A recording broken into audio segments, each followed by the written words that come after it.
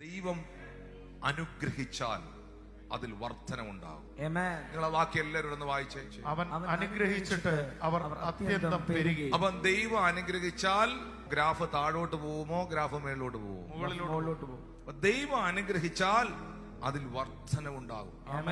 വർധനമുണ്ടാകും. ഇത് നമ്മൾ വിശ്വസിക്കണം. ഇന്ന് നമ്മുടെ അകത്ത് ഇത് കയറണം.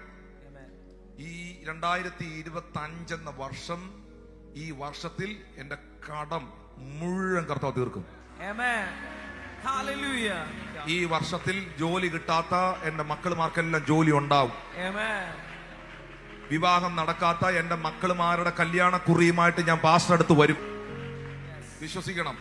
എന്റെ കുടുംബ ജീവിതത്തിൽ ഞാൻ പ്രശ്നങ്ങൾ അനുഭവിക്കുമ്പോൾ, പ്രതിസന്ധി അനുഭവിക്കുമ്പോൾ, ദൈവത്തോട് അടുക്കാത്ത, ദൈവവചനത്തിൽ വിശ്വസിക്കാത്ത എന്റെ ഭർത്താവ് ഈ വർഷം സ്നാനപ്പെട്ട് കർത്താവിന്റെ കൂടെ ചേരും, ചർച്ചിൽ വരും. വിശ്വസിക്കണം, വിശ്വസിക്കണം. എന്റെ സഹോദരങ്ങൾ, എന്റെ ഭാര്യ, എന്റെ മക്കൾ, എന്റെ കുടുംബം അനുഗ്രഹിക്കപ്പെടും.